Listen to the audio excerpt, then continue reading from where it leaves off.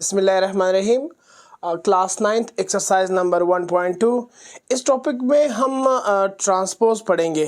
सबसे पहले ट्रांसपोज क्या होते हैं, ट्रांसपोज के एक एग्जांपल से डेफिनेशन को देख लेते हैं, उसके बाद डिस्कस करेंगे क्वेश्चंस को।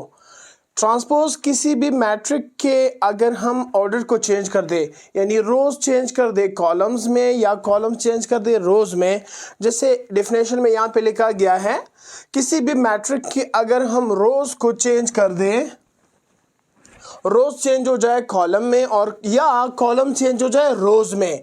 फॉर एग्जांपल जैसे हमारे पास क्वेश्चंस दिए गए हैं, क्वेश्चंस के इस पहले पार्ट में हमारे पास ए है, तो इसको मैंने ट्रांसपोज बनाना है, यानी इसके ट्रांसपोज लेना है और ट्रांसपोज को हम ए पर छोटा सा टी लिखेंगे, यानी से हम इसको डिनोट करेंगे। यहाँ पर अगर मैं इसको ट्रांसपोज लूँ, सबसे पहले तो मैं लिखूंगा taking transpose on both sides,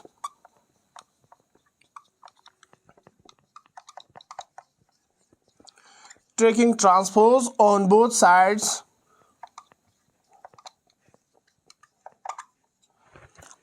अगर मैं सबसे पहले दोनों साइड पे ट्रांसपोज लूं,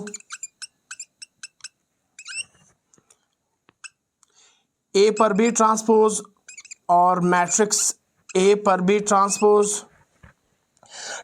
लेने के बाद इसकी जो रोज है उस रोज को हम कॉलम्स में चेंज करेंगे, यानी इंटरचेंज होंगे। इसमें A transpose is equal to the 1 3 first row है, ये हो जाएगी फर्स्ट कॉलम 1 3 2 5 सेकंड कॉलम है, ये हो जाएगा second row. So this is called the transpose of A. अब बी को देखते हैं, इसका भी हम सबसे पहले लिखेंगे transpose on taking transpose on both side,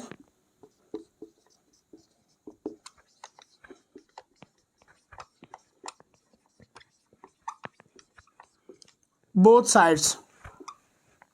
तो इसमें सबसे पहले मैं मैट्रिक लिखूंगा 2 3 -1 0 2 5।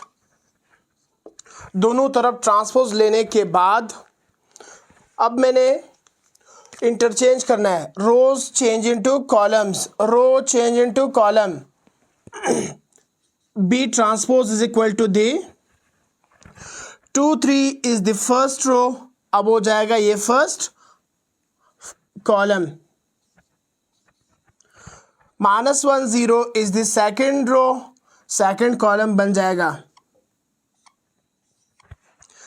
2 5 is the third row, third column बन जाएगा। बाज़ डेफिनेशंस में हमारे पास जो फार्मूला आता है m/n, वो क्या कर देते हैं, इसको इंटरचेंज कर देते हैं। फॉर एग्जांपल वो ऐसे कर देते हैं, m/n को n/m कर देते हैं, यानी पहले हम रोज और कॉलम्स लिखते हैं, रो बाय कॉलम, यहां पर हम कॉलम बाय रो कर देते हैं। तो इधर भी रोज थे वो कॉलम्स में चेंज हो गए। पहले इसकी ऑर्डर था 3/2, अब हो गया 2/3। देखो रोज कॉलम्स में चेंज हो गई, इट मींस इंटरचेंज हो गया। इसी तरह सी को चेक करते हैं, taking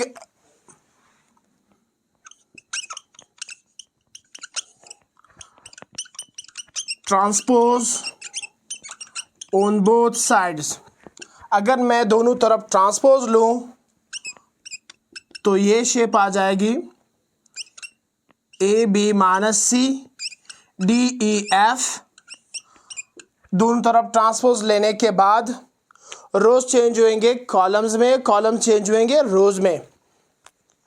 like C transpose is equal to the AB -C, first row first column बन जाएगा AB -C DEF, DEF हो जाएगा सो रो चेंज कॉलम्स में, ये हो गया इसका ट्रांसपोज। इसी तरह डी को चेक कर लेंगे, डी में भी 3 रोज और 3 कॉलम्स है और ये है स्क्वायर मैट्रिक्स, इसके ऑर्डर पे कोई फर्क नहीं आएगा। So taking transpose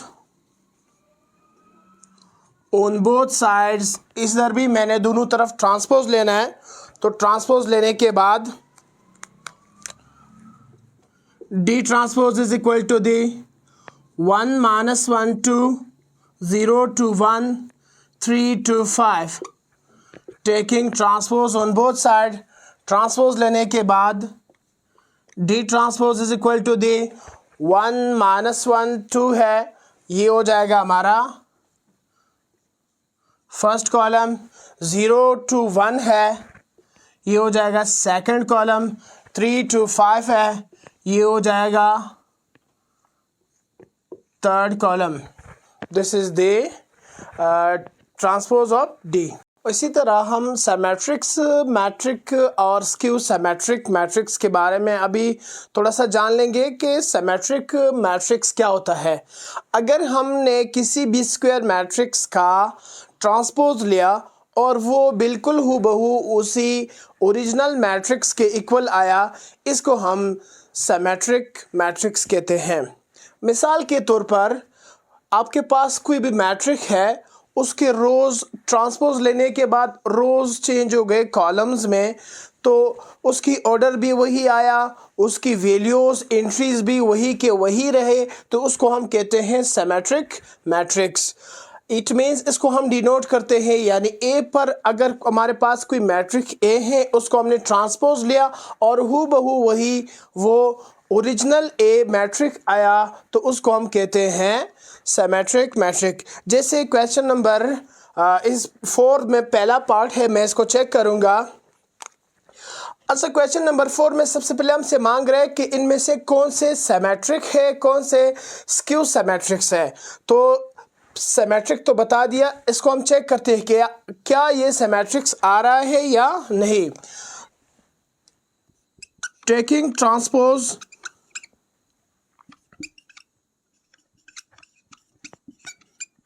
on both sides, दोनों तरफ मैं सबसे पहले ट्रांसपोज लूंगा। ए पर transpose is equal to the matrix A पर ट्रांसपोज A7 7 3। ट्रांसपोज लेने के बाद ट्रांसपोज हमने पढ़ा था कि रोज चेंज होंगे कॉलम्स में और कॉलम चेंज होंगे रोज में। A transpose is equal to the 1 7 बन जाएगा फर्स्ट कॉलम, 7 3 बन जाएगा फर्स्ट सेकंड कॉलम। सो देखें, ट्रांसपोज लेने के बाद ये बिल्कुल उसी ए के इक्वल आ रहा है, तो इट मीन्स इससे पता चल रहा है कि अगर कोई मैट्रिक ट्रांसपोज लेने के बाद भी उसमें कोई चेंज नहीं आया, तो उसको हम लिखेंगे A transpose is equal to the A. This is called the symmetric matrix. तो अब हम चेक करेंगे कि क्या ये सिमेट्रिक आ रहा है या स्क्यू आ रहा है। इसका भी दोनों तरफ ट्रांसपोज लेंगे। टेकिंग ट्रांसपोज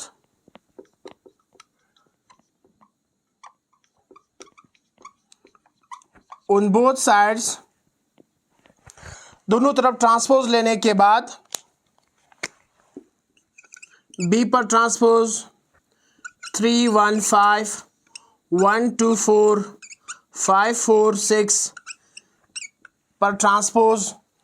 अब फर्स्ट रो हो जाएगी फर्स्ट कॉलम, बी ट्रांसपोज के बाद फर्स्ट रो हो जाएगी फर्स्ट कॉलम, सेकंड रो हो जाएगी सेकंड कॉलम, थर्ड रो हो जाएगी थर्ड कॉलम। सो ये भी तो बिल्कुल बी ट्रांसपोज भी बिल्कुल बी के इक्वल आ रहा है। अगर ट्रांसपोज लेने के बाद इसमें कोई भी चेंज नहीं आया, तो मैं लिख सकता हूं B transpose is equal to the just B. This is called the symmetric matrix. इसी तरह सी को चेक कर लेंगे। अच्छा, सी में सबसे पहले मैं स्क्यू सिमेट्रिक बता दूं, फिर सी को चेक करते हैं। स्क्यू सिमेट्रिक्स में हमारे पास अगर हमने किसी भी स्क्वायर मैट्रिक्स का ट्रांसपोज लिया, ट्रांसपोज लेने के बाद वो बिल्कुल वही के वही मैट्रिक्स आया। अगर आपने बी के ट्रांसपोज लिया इट मीन्स वो वही बी आई, अगर आपने ए की ट्रांसपोज ली बिल्कुल वही ए आया, लेकिन इसमें से चेंज आया जस्ट साइन का। इधर तो बिल्कुल साइन वही के वही आ रहा है, इसमें साइन चेंज आ रहा है। इट मीन्स अगर एक साइन की चेंज आने से बाकी सारा वही के वही मैट्रिक्स है, जस्ट उसमें चेंज आ रहा है साइन के, इसको हम कहते हैं स्क्यू सिमेट्रिक्स मैट्रिक्स। अच्छा, सो सबसे पहले मैं इसका ट्रांसपोज लूँगा। अब मैंने सी चेक करने के क्या ये सिमेट्रिक है या स्क्यू सिमेट्रिक है। ट्रांसपोज लेने के बाद taking transpose on both sides, C पर ट्रांसपोज, सिमेट्रिक पर transpose, 0GF minus G 0H minus F minus H0, दोनों तरफ ट्रांसपोज लेने के बाद